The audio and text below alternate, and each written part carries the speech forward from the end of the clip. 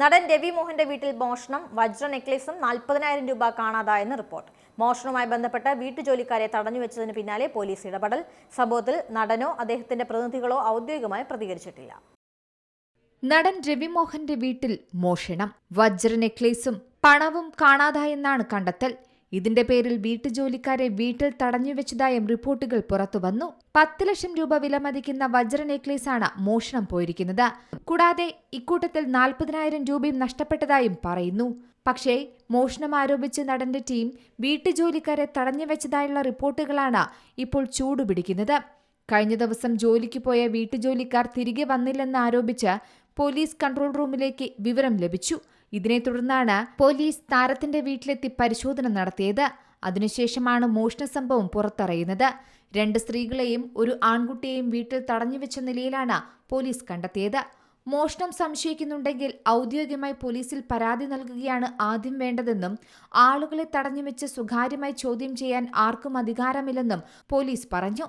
പോലീസിന്റെ ഇടപെടലിനെ തുടർന്ന് ജോലിക്കാരെയും ആൺകുട്ടിയെയും അവിടെ നിന്ന് സുരക്ഷിതമായി മാറ്റുകയും ചെയ്തു. എന്നാൽ മോഷണം ആരോപിച്ച് രവിമോഹന്റെ മാനേജർ ജോലിക്കാർക്കെതിരെ പോലീസിൽ പരാതിയും നൽകിയിട്ടുണ്ട്. എന്നാൽ രവിമോഹൻ ഈ സമയത്ത് വീട്ടിലുണ്ടായിരുന്നോ എന്ന കാര്യത്തിൽ വ്യക്തത വന്നിട്ടില്ല.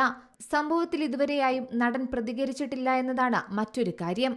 അടുത്തിടെയായി താരത്തിന്റെ വ്യക്തിജീവിതം വലിയ തരത്തിൽ വാർത്തകളിൽ ഇടം നേടിയിരുന്നു. ഇതിനു പിന്നാലെയാണ് ഇപ്പോൾ വീട്ടിലെ മോഷണ ശ്രമവും ജോലിക്കാരെ തടഞ്ഞുവെച്ചതുമായി ബന്ധപ്പെട്ട വാർത്തയും ചൂടുപിടിക്കുന്നത്. 2024 സെപ്റ്റംബറിലാണ് ഭാര്യ ആരതിയുമായുള്ള വിവാഹമോചന വാർത്ത താരം സ്ഥിരീകരിച്ചത്. പിന്നീട് ഗായിക കെനിഷയുമായുള്ള താരത്തിന്റെ അടുപ്പവും വലിയ തരത്തിൽ സോഷ്യൽ മീഡിയ ഏറ്റെടുത്തിരുന്നു.